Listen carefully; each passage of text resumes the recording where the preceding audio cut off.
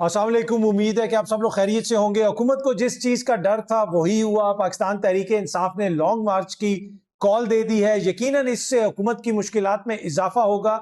गुज़िश्ता रात पेशावर में जलसे से खिताब करते हुए सोहेल अफरीदी साहब ने कहा कि 27 सितंबर को हम इस्लामाबाद की तरफ मार्च करेंगे। अब ये मार्च डी चौक की तरफ होगा या इस्लामाबाद के किसी और हिस्से पे आके ये रुकेंगे, लेकिन उन्होंने ये कॉल दे दी है और बड़ा इंतजार करवाने के बाद, यानी अपने वर्कर्स को बहुत ज्यादा इंतजार करवाने के बाद ये कॉल दी गई है। तो अब मुझे नहीं लगता कि इस कॉल से पीछे हटा जा सकता है या इस तारीख को तब्दील किया जा सकता है। तहरीक इंसाफ के अंदर इस हवाले से मुख्तलिफ आरा थी। कुछ लोग ये कह रहे थे कि चीजों को इस तरह ले जाया जाए कि स्ट्रीट मूवमेंट आगे चलाई जाए, कुछ मजीद जलसे वगैरह भी किए जाएं, लेकिन तहरीक इंसाफ के अंदर कुछ लोगों का ये ख्याल था कि हमसे वर्कर पहले ही नाराज है, हमसे आम बंदा जो हमें सपोर्ट करता है वो पहले ही नाराज है। अब हम मजीद इंतजार नहीं कर सकते, हमें एक तारीख देनी होगी, अदरवाइज जो है हम सब बिल्कुल इररेलेवेंट हो जाएंगे। कल फिर सोहेल अफरीदी साहब ने उसकी यानी उस लॉन्ग मार्च की कॉल दे दी और अब ये कहा जा रहा है कि 27 सितंबर को तहरीक इंसाफ इस्लामाबाद की तरफ आएगी। अब इस कॉल के लिए मुख्तलिफ चीजों का जिक्र किया जा रहा है कि सब ने अपनी अपनी जिम्मेदारी निभानी है। जुनेद अकबर साहब ने कहा कि हर किसी को जिम्मेदारी दी जाएगी, किसी एक शख्स के ऊपर जिम्मेदारी नहीं डाली जाएगी, और जो भी शख्स अपनी जिम्मेदारी पूरी नहीं करेगा वो इमरान खान का गद्दार होगा, वो तहरीक इंसाफ का गद्दार होगा।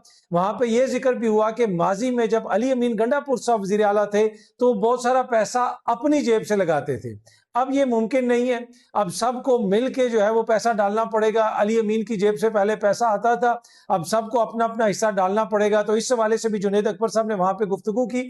उसके साथ साथ सोहेल अफरीदी साहब ने वहां पे सहाफियों का जिक्र भी किया, वो सहाफी जो उनके ऊपर तनकीद भी करते हैं उनका जिक्र भी किया। बल्कि मैं यहाँ पे आपके साथ एक खबर शेयर कर दूं, पिछले दिनों सोहेल अफरीदी को जाके किसी ने कहा है कि जनाब ये जो सहाफी है इसने आपके ऊपर बड़ी ज्यादा तनकीद की है। और फिर एक और सहाफी के बारे में भी बताया गया उनको कि जनाब ये देखें उसने भी अपने व्लॉग में आपके ऊपर बड़ी तनकीद की है। तो सोहेल अफरीदी ने आगे से कहा कि भाई तनकीद बनती है, जब हम कुछ कर नहीं रहे एहतजाज के हवाले से, मामलात आगे नहीं बढ़ रहे, तो अगर कोई तनकीद करता है तो इसमें नाराज होने वाली कौन सी ऐसी बात है। तो सोहेल अफरीदी ने बड़े जिसे कहते हैं ना वो फराख दिली से उस तनकीद को कबूल भी किया और बर्दाश्त भी किया। अब तहरीक इंसाफ की जानिब से ये जो कॉल दी गई है, अब बड़ा क्वेश्चन ये है कि ये कॉल किधर से आएगी, यानी ये इसका तरीका कार क्या होगा। क्या सिर्फ पेशावर से कोई जुलूस आएगा या किसी और इलाके से भी कोई जुलूस आएगा, इसके ऊपर जो हतमी फैसला है वो अभी होना बाकी है। लेकिन इसके ऊपर मुशावरत की गई है और कहा यही जा रहा है कि मुल्क भर से जो काफिले हैं वो इस्लामाबाद की तरफ आएंगे। यकीनन उसमें पंजाब का भी बड़ा इंपॉर्टेंट किरदार होगा, कश्मीर का किरदार होगा, गिलगित बल्तिस्तान का किरदार होगा, खैबर पख्तूनख्वा यकीनन उसको लीड करेगा। लेकिन 27 सितंबर की जो कॉल है, कल रात को मेरी किसी से बात हुई और उन्होंने मुझे बताया कि ये हतमी कॉल है, अब इससे पीछे नहीं हटा जा सकता। अगर इसको हमने तब्दील किया तो जो हमारी सियासत है उसको बहुत ज्यादा नुकसान पहुंचेगा। अच्छा, हुकूमत को शायद ये उम्मीद नहीं थी, कल हुकूमती शख्सियात ये कह रही थी कि ये अभी मोमेंटम को चलाने की कोशिश करेंगे, मजीद कोई जलसे वगैरह करेंगे। वो ये एक्सपेक्ट नहीं कर रहे थे कि सोहेल अफरीदी आज जो है यानी गुज़िश्ता रात को वो ये कॉल दे देगा कि 27 सितंबर को हमने इस्लामाबाद की तरफ मार्च करना है। अब इसका मुकाबला करने के लिए यकीनन हुकूमत की जानिब से भी जो स्टेप्स वो उठाना चाहते हैं वो उठाएंगे। सोहेल अफरीदी के ऊपर दबाव भी पड़ेगा। अहम मुमकिन है कि आने वाले दिनों में जो उनके मुकदमात हैं उनके अंदर भी प्रोसिक्यूटर्स के जरिए हुकूमत दबाव डालने की कोशिश करे, मुकदमात को जल्दी चलाने की कोशिश करे। ये सारी चीजें हो सकती हैं, लेकिन बड़ी खबर ये है कि तहरीक इंसाफ ने कॉल दे दी है और 27 सितंबर को पाकिस्तान तहरीक इंसाफ ने कहा है कि हम इस्लामाबाद की तरफ मार्च करेंगे। अब ये जो हुकूमत है ये पहले ही दबाव में है। इसकी जो सूरत हाल है आपको पता है, सूबों के हवाले से, दीगर मामलात के हवाले से ये सिस्टम कोलैप्स कर चुका है। मोहसिन नकवी साहब ने ये कहा, इन सारी चीजों की वजह से हुकूमत के ऊपर काफी ज्यादा दबाव है। और ये जो हुकूमत के अंदर सियासतदान बैठे हुए ये बड़े रवायती किस्म के सियासतदान हैं, ये इमरान खान टाइप के नहीं है। इनको तो वैसे ही लगा रहता है हर वक्त के जनाब ये मेरे खिलाफ साजिश हो जाएगी, वो मेरे खिलाफ साजिश हो जाएगी। अब ये जो सोहेल अफरीदी साहब ने कॉल दी है उसके बाद जो हुकूमत वाले हैं वो मुख्तलिफ सहाफियों को फोन करके पूछ रहे हैं कि भाई ये कॉल क्यों दी गई है, क्या इनको कोई इशारा दिया गया है या इन्होंने ये कॉल खुद ही दे दी है। तो एक तरह से वो पहले ही दबाव में है। अब ये सोहेल अफरीदी ने जो कॉल दी है उसकी वजह से हुकूमत के ऊपर मजीद दबाव पड़ा है। अब ये डिपेंड करता है कि हुकूमत चीजों को कैसे टैकल करेगी।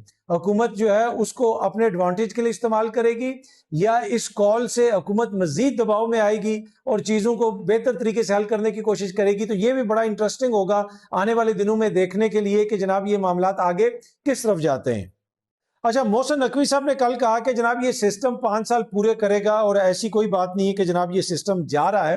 میں نے آپ کو پہلے بھی کہا تھا کہ یہ سسٹم کہیں نہیں جا رہا، اور یہ نہیں ہے کہ جی شہباز شریف صاحب کی حکومت کا خاتمہ ہو جائے گا، یہ اسی طریقے سے سسٹم چلانے کی کوشش ہے، لیکن اس میں جو گورننس کے مسائل ہیں ان کے اوپر توجہ دینے کا کہا جاتا ہے، اور کہا جاتا ہے کہ جی مبینہ طور پہ جو گورننس کے مسائل ہیں ان کی اصل جو ذمہ دار چیز ہے وہ یہ ہے کہ جی صوبے بہت بڑے ہیں، اور جس طریقے سے معاملات کو چلایا جاتا ہے ویسے معاملات نہیں چل سکتے، لہٰذا چھوٹے ایڈمنسٹریٹو یونٹس وغیرہ بنائے جائیں۔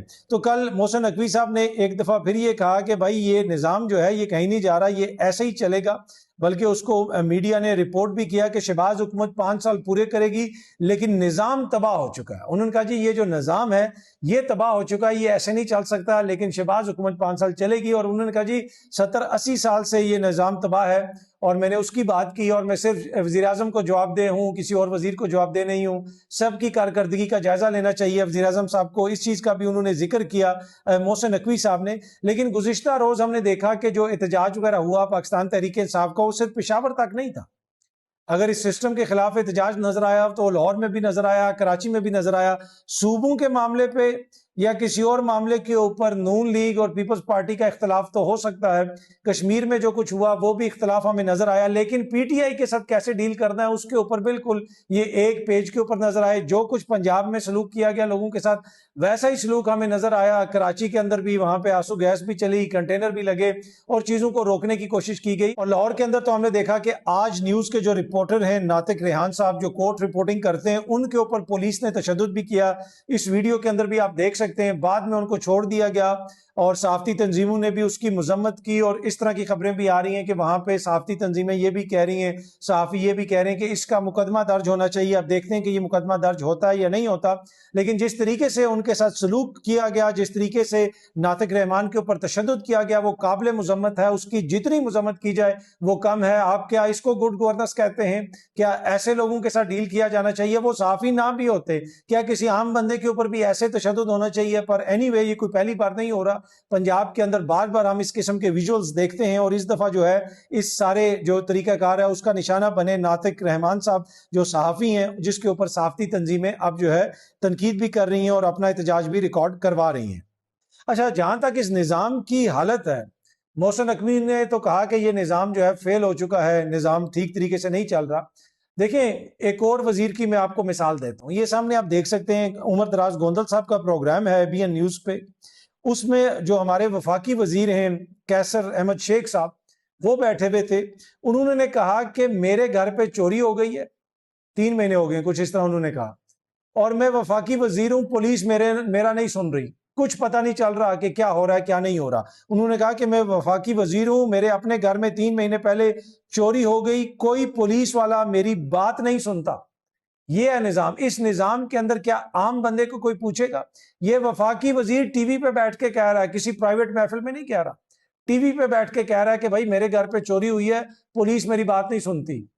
تو جب کوئی کہے کہ یہ نظام فیل ہو چکا ہے تو پھر اس پہ اعتراض تو نہیں کرنا چاہیے۔ اچھا، اب جو پہلے جارحانہ رویہ اختیار کیا گیا تھا نون لیگ کی جانب سے، اب مجھے یہ لگتا ہے کہ اس سے تھوڑا تھوڑا وہ پیچھے ہٹیں گے، ایڈمنسٹریٹو یونٹ کی بات کریں گے، اور پیپلز پارٹی کے اوپر مدعا ڈال کے اس معاملے کو دبانے کی کوشش کریں گے، اور کوشش یہ کریں گے کہ یہ معاملہ آگے نہ بڑھ سکے۔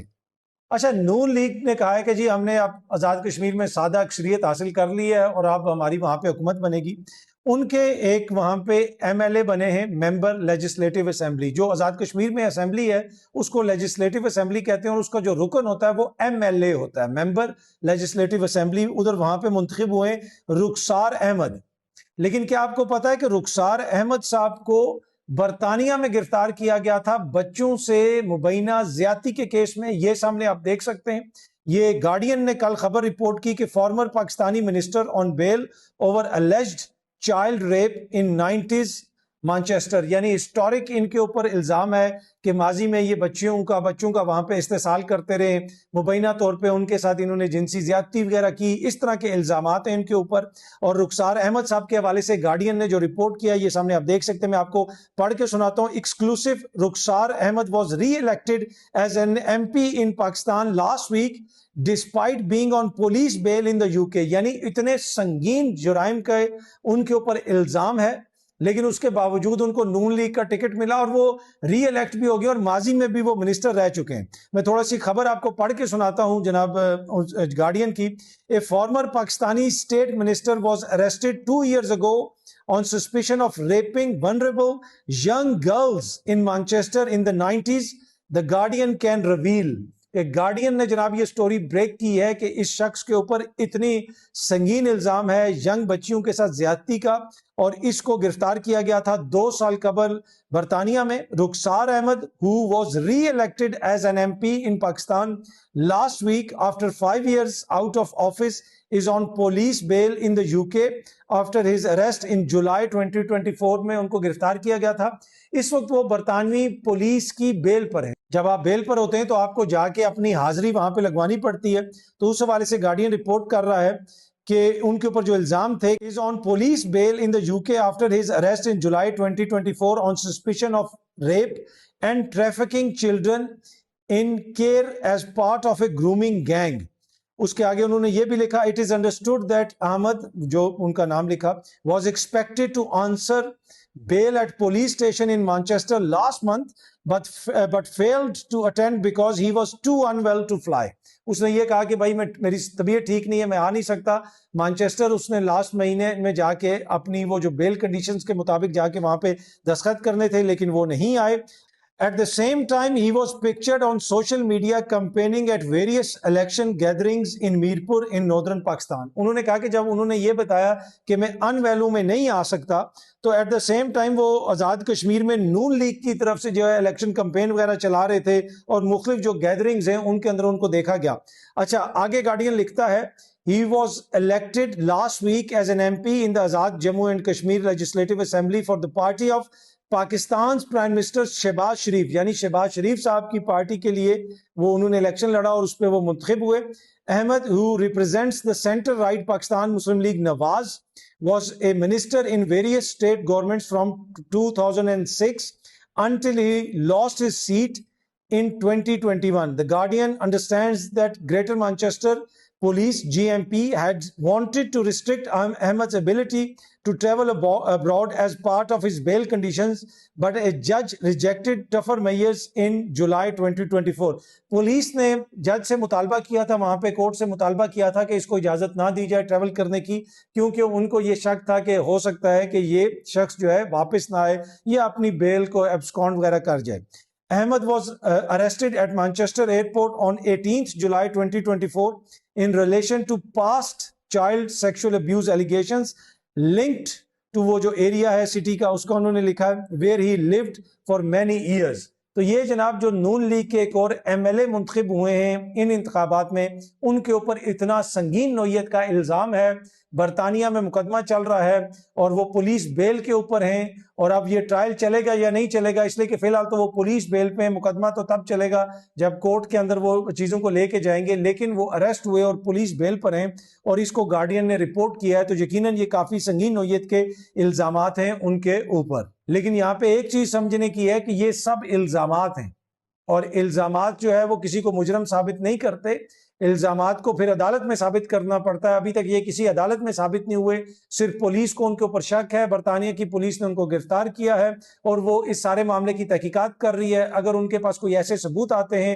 CPS یہ سمجھتی ہے کہ ان کی پروسیکیوشن ہو سکتی ہے، تو پھر یہ معاملہ جو ہے وہ عدالت میں جائے گا، ادروائز جو ہے وہ پھر انکوائری بند کر دی جائے گی۔ لیکن اس وقت گارڈین نے اپنی خبر کے اندر یہ لکھا ہے کہ اگر وہ نہیں آتے تو پھر عین ممکن ہے کہ ان کے اریسٹ وارنٹ جاری کرنے پڑیں، جس کی وجہ سے ایک سفارتی جسے آپ کہہ سکتے ہیں تلخی بھی پیدا ہو سکتی ہے، کیونکہ وہ ادھر ممبر لیجسلیٹو اسمبلی بن گئے اور عین ممکن ہے کہ نون لیگ جو آگے حکومت بنانے جا رہی ہے اس میں ان کو کوئی وزیر وغیرہ بھی بنا دیا جائے، تو پھر اگر ان کی ایکسٹریڈیشن کی بات ہوگی، ان کے وارنٹ جاری ہوں گے برطانیہ کی پولیس کی جانب سے، تو اس کی وجہ سے ایک سفارتی تلخی بھی پیدا ہو سکتی ہے۔ یہ بھی گارڈین نے اپنی سٹوری میں لکھا ہے۔